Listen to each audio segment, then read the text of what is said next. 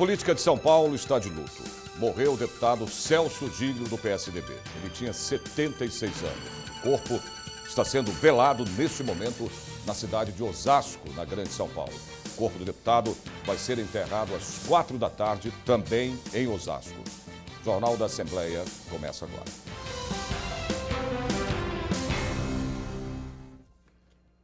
Bom, antes de entrar para a vida política, o deputado Celso Giglio exerceu a medicina e também atuava como administrador de um hospital.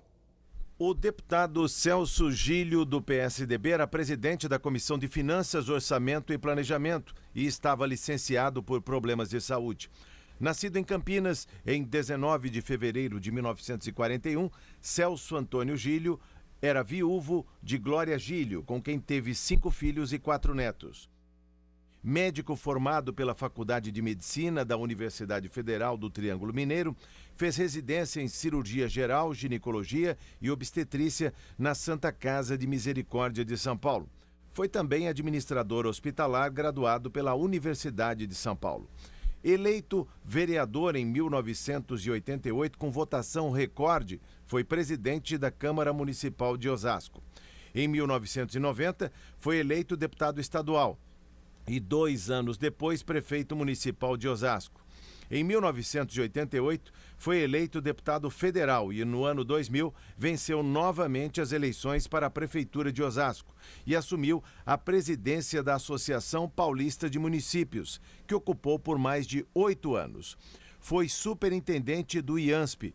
De volta à Assembleia Legislativa em 2007, reeleito em 2010 e 2014, foi líder da bancada do PSDB e primeiro vice-presidente. Bom, os médicos ainda não confirmaram a causa-mortes do deputado Celso Giglio. E o deputado Orlando Bolsoni, do PSB, falou sobre a morte de Celso Giglio. Com o passamento do estimado deputado, amigo Celso Giglio, perde Osasco, perde o estado de São Paulo e perde o Brasil o exemplo de um homem sério, honrado, trabalhador.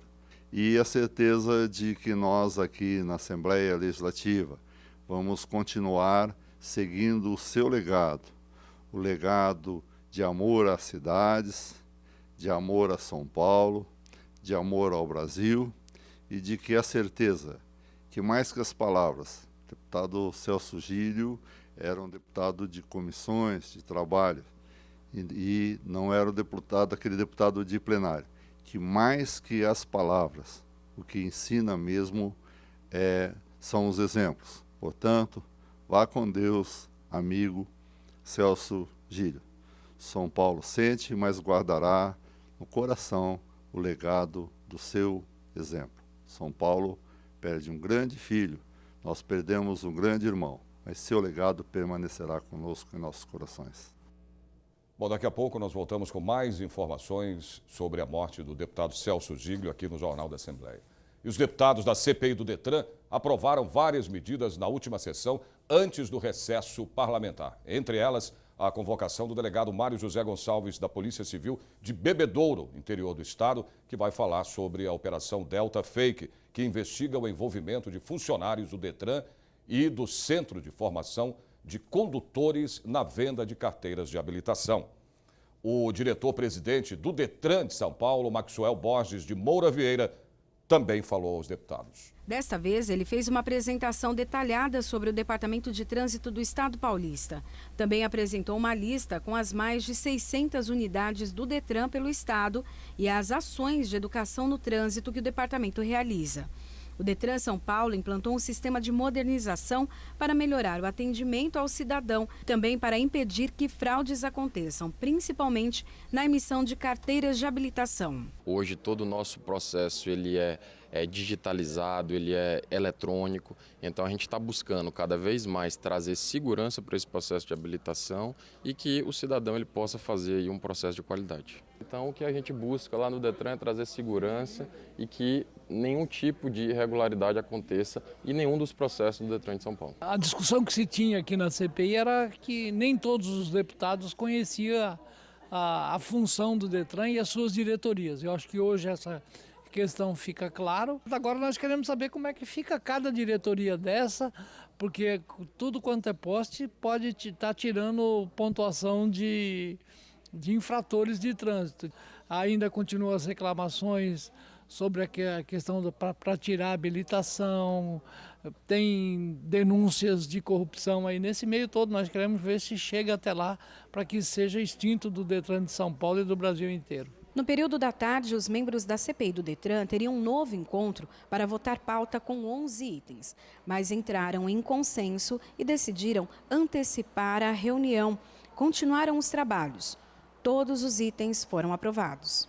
Outras convocações foram aprovadas e devem aprofundar as investigações da CPI, que pretende descobrir fraudes ocorridas no âmbito do Departamento de Trânsito do Estado, com a suposta existência de uma máfia em esquema de emissão irregular de carteira nacional de habilitação. Eu acredito que ter aqui o diretor de habilitação, que é eventualmente quem emite as carteiras, sem dúvida será talvez um momento mais, até o presente momento da comissão, um momento mais importante, até porque a gente vai entender como é que ocorreu as fraudes que foram apresentadas, que teve matérias em todos os cantos do estado de São Paulo, mas ainda temos muitas coisas pela frente. Os deputados estão apresentando vários requerimentos de convite, convocação, apresentação de requerimentos, de operações já feitas pela Polícia Civil, pelo Ministério Público. Então tem um trabalho longo pela frente, mas a CPI está toda semana tendo reunião, com quórum. Isso acaba deixando a gente mais animado para poder seguir o trabalho. Essa foi a última reunião da CPI Detran, presidida pelo deputado Caio França, do PSB, antes do recesso parlamentar. Entra em recesso, mas não continua contabilizando o prazo, então a gente tem esse momento para poder se debruçar, estudar, conhecer ainda mais depois de ter tido uma apresentação como essa, fica mais fácil de você entender onde é que funcionam, onde é que pode eventualmente ocorrer alguma fraude. Vamos saber agora da previsão do tempo para hoje em todo o estado de São Paulo. Na região metropolitana de São Paulo, dia de sol, com um aumento de nuvens na parte da tarde e também à noite. Mas não deve chover, a máxima fica nos 23 graus. Presidente Prudente e região, o sol também aparece entre nuvens. Temperatura em elevação, a máxima chega aos 28 graus. Araçatuba e cidades próximas, a quarta-feira terá tempo aberto e sol. A nebulosidade aumenta à noite, a máxima fica nos 27 graus. Para São José do Rio Preto e cidades vizinhas, a previsão é de tarde com tempo bom. A máxima também bate aí a casa dos 27 graus. Ribeirão Preto e região, uma quarta-feira de sol e calor. A máxima fica nos 28 graus. O Jornal da Assembleia volta daqui a pouquinho. Até já.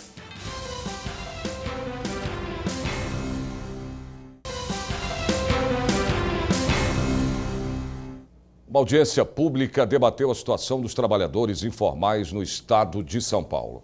Para incentivar a geração de emprego, foi lançada aqui na Assembleia Legislativa uma frente parlamentar em apoio aos microempreendedores. Os organizadores da audiência pretendem promover um levantamento por município no estado de São Paulo da quantidade de profissionais terceirizados e pessoas na informalidade, inclusive estrangeiros. A ideia é formalizar, a ideia é criar um censo e entender cada cidade dentro do possível, porque cada cidade ela tem a sua particularidade.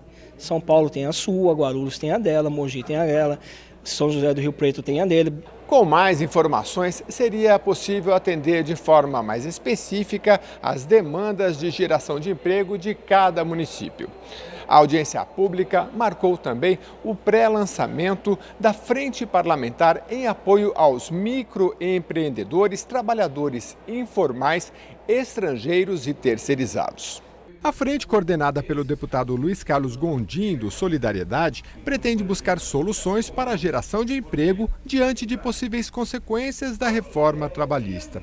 Eu acredito que após as reformas que nós tenhamos aqui no país, nós possamos ter mais gente na informalidade. Porque as pessoas vão perguntar, por que eu vou começar a pagar INSS se eu só vou me aposentar com 65 anos? Então eu vou começar a pagar com 45 anos. Então, tudo isso é uma preocupação que agora nós temos que pensar. O chamado MEI, microempreendedor individual, tem sido visto como uma das alternativas. O estado de São Paulo conta com 1.700.000 microempreendedores individuais, modalidade na qual se pode contratar no máximo um empregado e faturar até R$60 mil por ano. A ideia é ampliar este número. Acabar inserindo este pessoal, esses empresários, micro e pequenos empresários, empresários individuais, no mundo empresarial, porque aparentemente a gente sente que a rejeição parte inclusive deles, que eles acham que trabalhar com associativismo é uma coisa muito distante da realidade deles. E hoje nós sabemos que nós estamos lá à disposição, que nós podemos ajudar muito esse pessoal. Vendedores ambulantes ilegais, inclusive estrangeiros, são outro desafio para a frente parlamentar. O tema deve fazer parte do próximo debate. O que nós vamos efetivar para esse pessoal? Fora a desburocratização, para que ele seja um profissional formal, a gente vai tentar dar cursos, trazer através do sindicato cursos gratuitos, fazer uma reciclagem. O combate às drogas nas escolas foi tema de um debate aqui na Assembleia Legislativa durante todo o primeiro semestre. Uma das propostas é estender a outros municípios do estado a experiência bem-sucedida da Guarda Civil Metropolitana de São Paulo. O azul marinho foi a cor da vez no auditório Franco Montoro. O Seminário de Prevenção às Drogas da Guarda Civil Metropolitana lotou a casa. Segundo estimativas da ONU, em 2015, o mundo já tinha mais de 246 milhões de usuários de drogas. Quase 22 milhões consumindo cocaína, maconha e crack diariamente. Os dados ainda revelaram que o primeiro contato com a droga acontece muito cedo, por volta dos 10 anos de idade. Em 1994, a Guarda Civil Metropolitana criou o GEPAD, Grupo de Educação e Prevenção às Drogas, que faz um trabalho de combate ao uso de drogas junto à comunidade, escola e família. A meta do programa é atender 30 mil pessoas por ano, principalmente crianças. Em mais de 23 anos de trabalho junto à comunidade, a Guarda Civil Metropolitana conseguiu atingir mais de 500 mil crianças no projeto. O nosso enfoque são as regiões periféricas, são as instituições carentes que fazem um trabalho no anonimato, não somente as escolas públicas, ONGs, as igrejas, as instituições que estão lá na periferia, no sentido de fortalecer e ampliar a rede de parcerias para promover a proteção, principalmente de crianças e adolescentes, com enfoque educativo, comunitário, provocar as pessoas para essa responsabilidade. A gente precisa trabalhar com essas crianças de idade escolar para que elas não desenvolvam ali o vício, não tenham contato, tenham informações suficientes para não se aproximar, para rejeitar. Tanto que a gente tem um hino nosso, que a gente ensina e canta com as crianças, que é Diga Não às Drogas, Diga Não. O seminário, que contou com a presença de autoridades especialistas, teve um incentivo do deputado Chico Sardelli, do Partido Verde, e da Frente Parlamentar, liderada por ele, em defesa das guardas municipais civis do estado de São Paulo. Numa parceria com o GEPAD, a Frente Parlamentar em Defesa das Guardas Municipais institui hoje aí o trabalho contra as drogas, Uma forma unida, numa forma organizada, nós vamos ajudar a prevenir esse mal que assola o nosso século, o nosso país, o nosso mundo hoje. Bom, mais previsão do tempo para esta quarta-feira à tarde em todo o estado de São Paulo. Em Marília e região, céu limpo, sem nuvens. A máxima fica nos 25 graus. Na região de Bauru, a quarta-feira terá tempo bom, com poucas nuvens e temperatura em elevação. A máxima é de 26 graus. São Carlos e região também vão ter temperatura máxima na casa dos 26 graus. Não há previsão de chuva. Campinas e região, o sol aparece a tarde toda. A nebulosidade aumenta no fim do dia, mas não há previsão de chuva. A máxima também fica nos 26 graus. Então, daqui a pouquinho a gente volta com mais informações sobre a morte do deputado Celso Gil.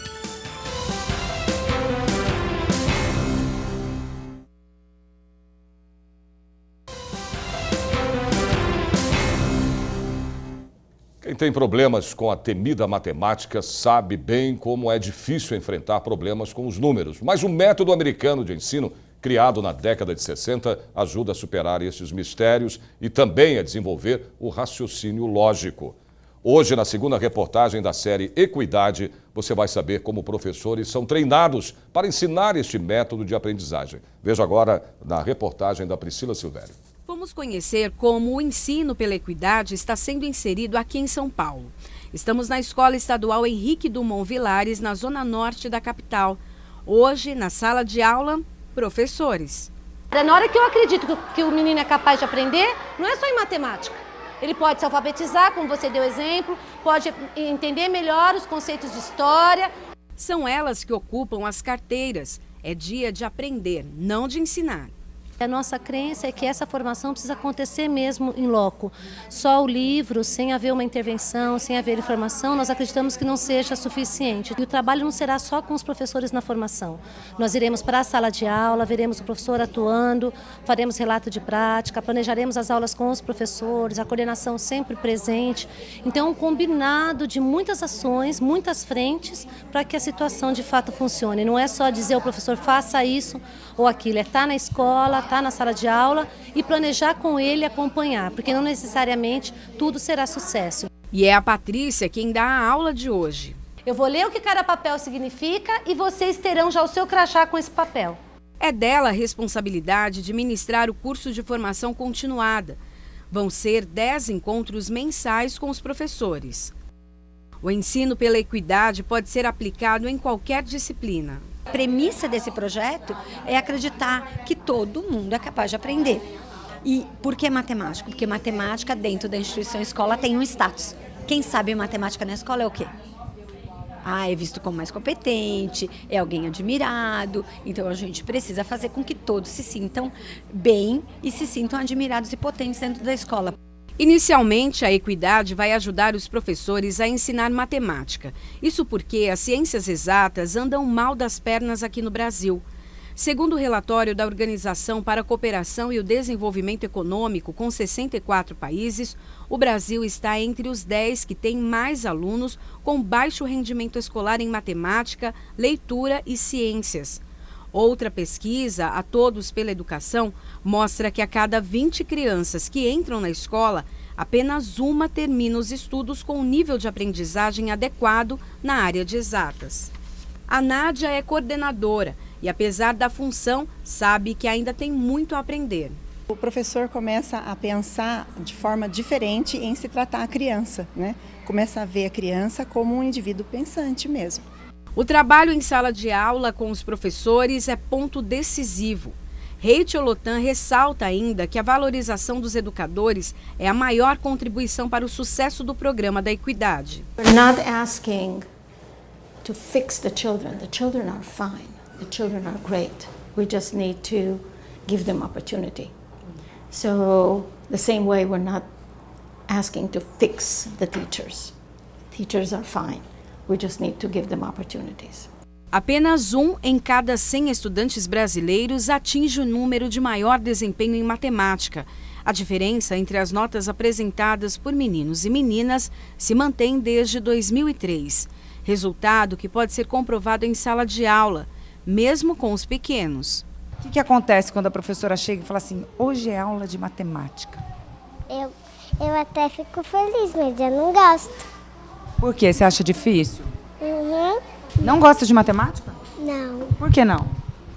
Porque é difícil.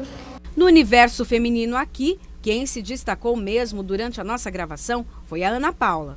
Você gosta de matemática ou é meio difícil? Tem problema que a professora fala, mas não tem coisa que é meio difícil? Não. Nada é difícil? Não. Como é que você aprendeu a gostar de matemática, assim? Você acha que você já gostava ou você acha que você aprendeu a gostar aqui na escola? Eu já gostava. A implantação já começou por aqui, mas ainda deve levar 1 ano para ser incorporada às aulas diárias. Por enquanto, apenas uma escola na Grande São Paulo utiliza a equidade para ensinar. O corpo do ex-prefeito de Osasco e deputado estadual do PSDB, Celso Giglio, está sendo velado neste momento em Osasco, na Grande São Paulo. Ele estava internado no Hospital Albert Einstein há 2 meses. A causa da morte não foi informada. Celso Giglio tinha 76 anos. O enterro acontece às 4 da tarde no cemitério Bela Vista, também em Osasco. Giglio foi prefeito de Osasco em 2 oportunidades, entre 1993 e 1996, e de 2001 a 2004. Seu primeiro mandato na Assembleia Legislativa de São Paulo foi em 1991. Em 2006, foi eleito novamente deputado estadual. Reeleito em 2010, foi líder do PSDB na Assembleia. No novo mandato, foi eleito o primeiro vice-presidente da Assembleia Legislativa, médico formado pela Faculdade de Medicina da Universidade Federal do Triângulo Mineiro, com residência em cirurgia geral, ginecologia e obstetrícia na Santa Casa de Misericórdia de São Paulo. Foi também administrador hospitalar, graduado pela Universidade de São Paulo. Nascido em Campinas em 19 de fevereiro de 1941, Celso Antônio Giglio foi casado com Glória Giglio, com quem teve 5 filhos e 4 netos. O Jornal da Assembleia volta amanhã ao meio-dia.